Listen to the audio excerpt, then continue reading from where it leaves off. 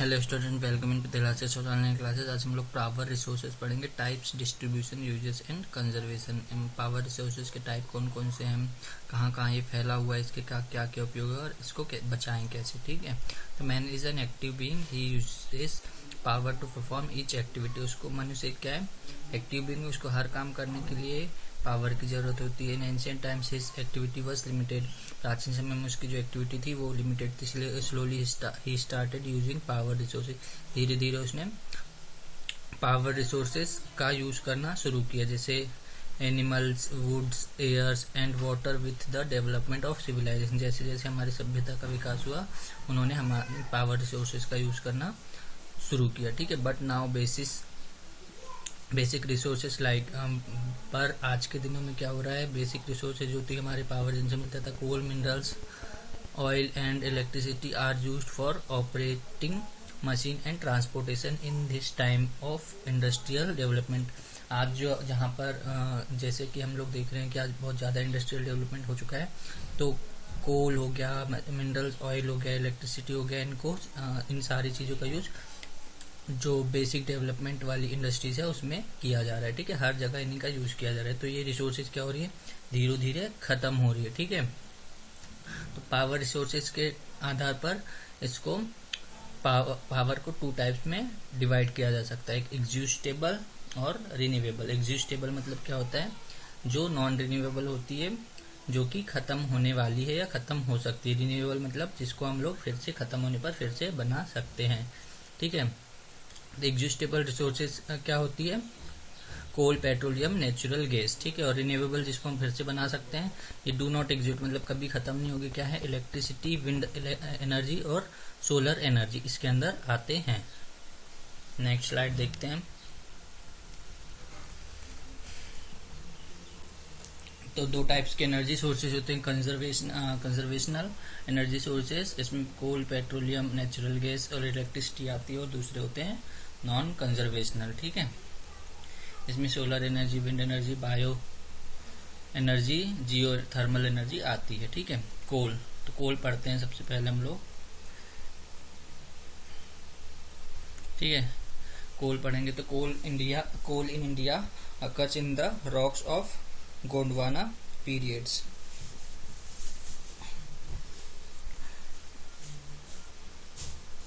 इधर से पढ़ना था। ठीक है, तो कोल क्या है, the credit of development of modern industrialization goes coal. ठीक है, जो भी आज मॉडर्न इंडस्ट्री में जो भी डेवलपमेंट हो रहा है उसका क्रेडिट किसको जाता है, कोल का जाता है। It is called the mother of industry, इसको जननी कहा जाता है, या बोल सकते हैं सभी विकास के लिए बेसिक चीज क्या है, कोल ही है। It is metamorph from the vegetation lying buried under the rocks of ages. ये बना कैसे है, ये बना है बहुत सालों तक, जब पृथ्वी के अंदर जब बहुत सारे वनस्पति दबे हैं, उनकी वजह से ये कोल का फॉर्मेशन हुआ है। ठीक है, it's is found in sedimentary rocks, और ये सेडिमेंट्री रॉक्स में पाई जाती है।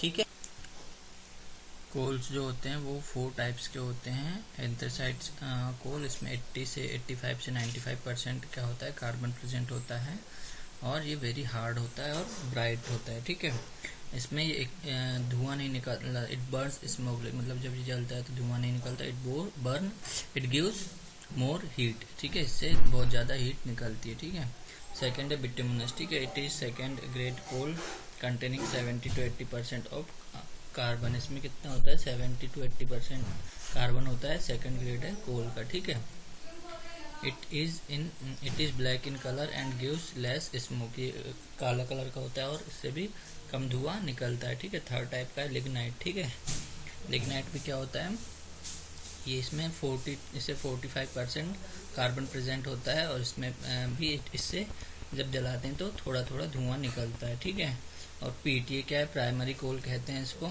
ठीक है, और इसमें 20% कार्बन होता है, और 80% इसमें क्या होता है, ह्यूमिडिटी मतलब नमी इसमें प्रेजेंट होती है। ठीक है,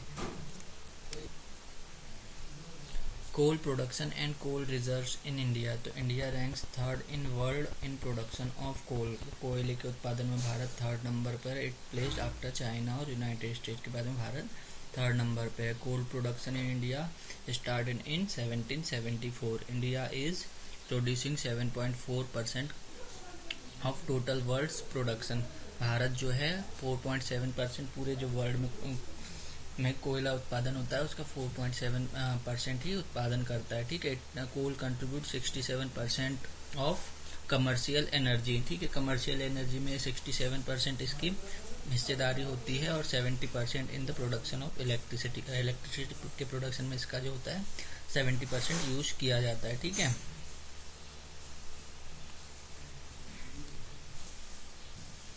इसके बाद में कोल प्रोडक्शन एरियाज कौन कौन से भारत में देखते हैं। तो दो मेन प्रोडक्शन एरिया है, गोंडवाना कोल fields on Tartary coal field. तो गोंडवाना जो फील्ड्स है उसमें 99% कोल का प्रोडक्शन किया जाता है और इसे टेरिटरी है इसमें ओनली 1% कोल का प्रोडक्शन किया जाता है। तो गोंडवाना में जो है कौन कौन से रीजन आते हैं। ठीक है, तो इसमें झारखंड, वेस्ट बंगाल, उड़ीसा, छत्तीसगढ़, मध्य प्रदेश, महाराष्ट्र में सभी ये गोंडवाना एरिया में आते हैं। ठीक है, इसमें गुड क्वालिटी का जो है कोल निकलता है और अच्छे क्वालिटी का जो है कोयला इस एरिया में पाया जाता है। ठीक है, टेरिटरी इसमें क्या है, कहाँ कहाँ पर पाया जाता है, ये आसाम, राजस्थान, गुजरात, तमिलनाडु में पाया जाता है। ठीक है, और ये लिग्नाइट और इंफीरियर कोल यहाँ पर निकलता है। ठीक है, इसके बाद देखते हैं कौन कौन से मेन एरियाज हैं कोल प्रोड्यूसिंग एरियाज। ठीक है, तो रानीगंज आ रहा है, फिर सेकंड नंबर पे मैप दिया हुआ है सारा, देख लीजिएगा।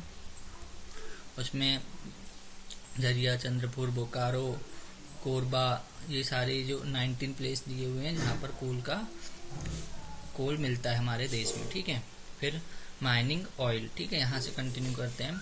तो माइनिंग ऑयल क्या होता है, समुद्र के अंदर से निकाला जाता है। ठीक है, समुद्र के अंदर क्या होता है, पानी होता है, उसके नीचे फिर क्या है, कुछ कुछ एरियाज में मिनरल्स ऑयल मिलता है। ठीक है, वहाँ पर गैस भी पाई जाती है और मिनरल ऑयल भी, उसको क्या बोलते हैं, स्लाइन वाटर एंड गैसेस। ठीक है, स्लाइन मिनरल ऑयल या इसको क्या बोलते हैं, पेट्रोलियम भी कहा जाता है। ठीक है, ये सब वाटर लेयर के नीचे पाई जाती है। इसके बाद main causes of increasing and importance of minerals, क्या क्या इंपॉर्टेंस है। तो ट्रांसपोर्टेशन इसका इजी होता है कोयले की अपेक्षा। ठीक है, every part of it is useful, सभी इसका सारे पार्ट यूजफुल होते हैं। ठीक है, इसके बाद गिव्स मोर पावर देन कोल, इससे कोल से ज़्यादा इससे हमको इससे एनर्जी मिलती, लेस एफर्ट रिक्वायर्ड। ठीक है, when it is use to, जलाने में भी इसको क्या लगता है, कम ताकत लगती है। ठीक है, इसके बाद mineral producing area, mineral oil producing area कौन कौन से, इसको खनिज तेल बोलते हैं हिंदी में। ठीक है, तो भारत में 3 जगह हैं, एक आसाम है, गुजरात है और ऑफशोर्स एरियाज मतलब समुद्र के किनारे। आसाम में जो है भारत में सबसे पहले स्टार्ट हुआ था, कब से स्टार्ट हुआ था, 1899 से। ठीक है, जहाँ पर सबसे फेमस जगह है डिगबोई। ठीक है, डिगबोई में तेल के कितने कुएं हैं, 800 कुएं हैं और ये भारत में first oil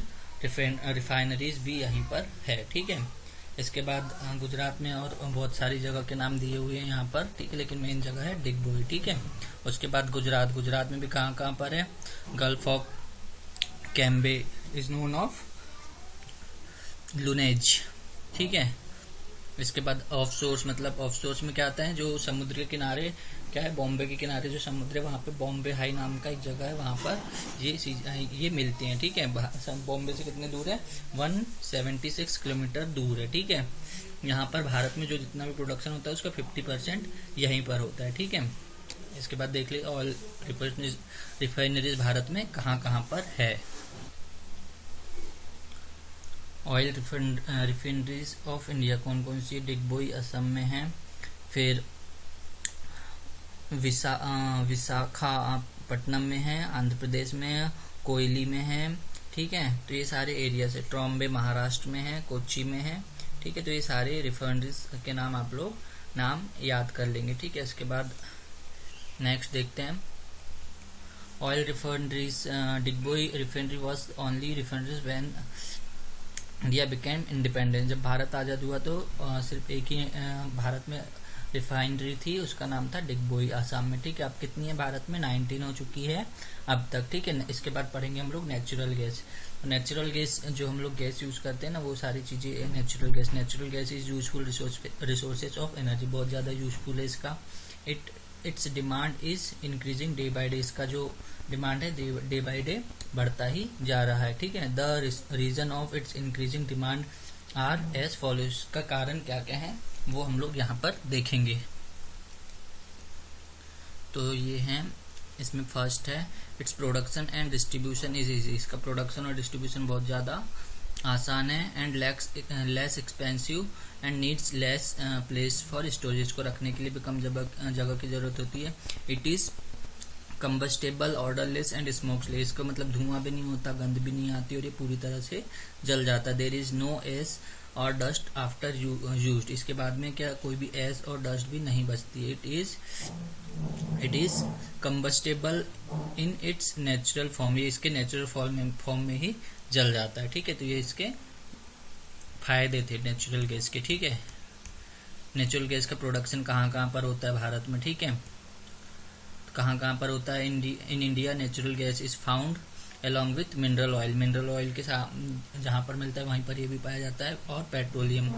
in our country the reserve of natural gases are estimated to be 750 crore cubic meter, कितने एरिया में? 750 करोड़ क्यूबिक एरिया में नेचुरल गैस भारत में प्रेजेंट है। ठीक है, gas reserves are found near, कहाँ कहाँ पर पाई जाती है? Tripura, Gujarat, western coast of India में पाई जाती है। ठीक है, इसके बाद में और एरिया में है। ठीक है, तो इसको, और इसका सप्लाई कैसे होती है? पाइपलाइन के थ्रू होती है। ठीक है,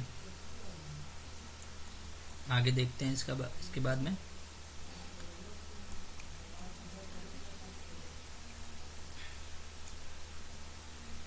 आगे देखते हैं क्या है इसके बाद। नेचुरल गैस प्रोड्यूसिंग एरिया बता दिया मैंने। इलेक्ट्रिसिटी, ठीक है, तो इलेक्ट्रिसिटी हर काम को करने के लिए इलेक्ट्रिसिटी की ज़रूरत होती है। ठीक है, ये पावर का बहुत मेन सोर्सेस। ठीक है, तो इलेक्ट्रिसिटी पैदा कैसे की जाती है? 4 टाइप्स होते हैं इलेक्ट्रिसिटी को पैदा करने की। पहला होता है thermal electricity, hydro electricity, nuclear electricity and gas and minerals electricity. ठीक है, तो थर्मल इलेक्ट्रिसिटी मतलब जब इलेक्ट्रिसिटी कोल से पैदा की जाती है तो उसको थर्मल इलेक्ट्रिसिटी कहते हैं। मतलब जब टरबाइन को घुमाने के लिए कोल का यूज किया जाता है तो इसे थर्मल इलेक्ट्रिसिटी बोलते हैं। हाइड्रो इलेक्ट्रिसिटी मतलब जब इलेक्ट्रिसिटी बनाने के लिए, जो टरबाइन को घुमाने के लिए पानी का यूज किया जाता है तो उसको क्या बोलते हैं? Hydro electricity. जब टरबाइन को घुमाने के लिए न्यूक्लियर का यूज किया जाता है तो क्या बोलते हैं उसको? Nuclear energy. और गैस और मिनरल्स का यूज किया जाता है तो उसको gas and mineral oil electricity बोलते हैं। ठीक है,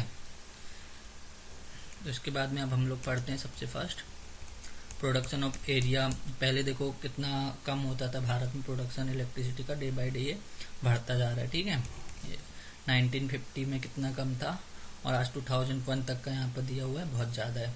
ठीक है, ये लिस्ट देख लीजिएगा। उसके बाद में हम लोग देखते हैं थर्मल इलेक्ट्रिसिटी। ठीक है, तो national thermal power corporation NTPC was established in 1975। ठीक है, कब एस्टेब्लिश्ड हुआ था? 1975 में। ठीक है, the development of thermal power of central region, कहाँ पर? सेंट्रल रीजन में। Presently NTPC to be credits 12 coal based thermal power project, कितने? 12 चल रहे हैं जो कि कोयले से चलते हैं। ठीक है, कौन कौन से हैं देखते हैं। सिंगरौली मध्य प्रदेश में, कोरबा है छत्तीसगढ़ में। ठीक है, विंध्याचल है, रिहांद है। ठीक है, तो ये पूरे 11 नाम यहाँ पर दिए हुए हैं। ये क्या है? NTPC मतलब ये सारे क्या है? कोयले से इनका प्रोडक्शन होता है। ठीक है, नेक्स्ट देखते हैं हम। कोयले से यहाँ पर इलेक्ट्रिसिटी का प्रोडक्शन किया जाता है। इसके बाद थर्मल इलेक्ट्रिसिटी तो हो गया। इसके बाद में हाइड्रो इलेक्ट्रिसिटी। हाइड्रो मतलब पानी का यूज करके इलेक्ट्रिसिटी को बनाना थर्मल इलेक्ट्रिसिटी कहलाती है। ठीक है, तो ये सबसे ज़्यादा कहाँ पर होता है? पंजाब में। ठीक है, पंजाब इसमें सबसे आगे है। ठीक है, first hydro power station is India was establish in 1908, कहाँ पर? कर्नाटका में। ठीक है, कहाँ पर हुआ था? कर्नाटका में। जगह का नाम क्या है? शिवसा मुद्रम। ठीक है, शिवसा मुद्रम।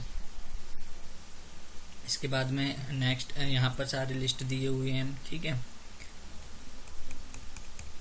इसके बाद न्यूक्लियर इलेक्ट्रिसिटी, तो न्यूक्लियर से जब इलेक्ट्रिसिटी का प्रोडक्शन होता है उसको न्यूक्लियर इलेक्ट्रिसिटी बोलते हैं, ठीक है। India atomic energy commission was incorporated in 1945 and 1954। कब बना है? 1945 में, और 1945 में न्यूक्लियर एनर्जी कमीशन भारत में स्टैब्लिश्ड हुआ है, ठीक है। Government of India has establish atomic energy department.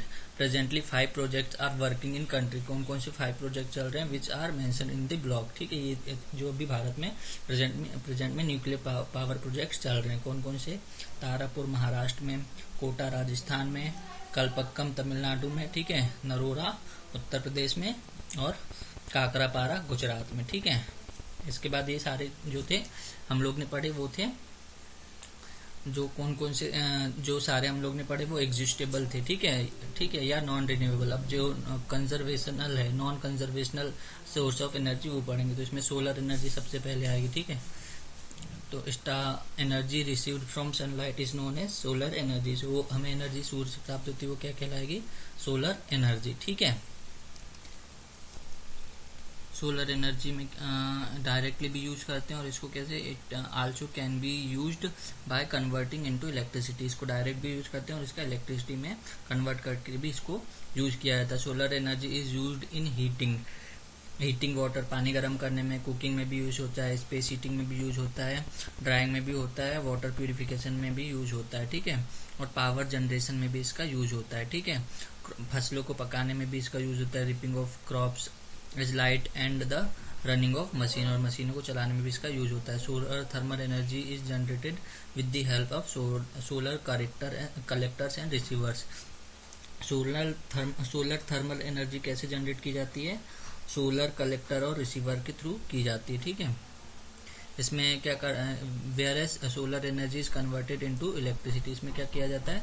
Solar एनर्जी को इलेक्ट्रिसिटी में कन्वर्ट किया जाता है by solar photo voltaic cell technology. किस टेक्नोलॉजी से? फोटो वोल्टिक सेल टेक्नोलॉजी से, ठीक है। Electricity generated by solar energy used for commercial purpose nowadays. आजकल इसका यूज कैसा हो गया? कमर्शियल भी हो गया है, मतलब बड़े स्तर पर हो गया है। In the distant villages of India where electricity is not possible, जहाँ बहुत जो दूर दराज के गांव में जहाँ पर इलेक्ट्रिसिटी ले जाना संभव नहीं है, सोलर एनर्जी का वहाँ पर यूज करके वहाँ पर इलेक्ट्रिसिटी पैदा की जा रही है। More than 98,000 solar electricity producing units have been installed. अभी तक कितनी हो चुकी है? 98,000, ठीक है।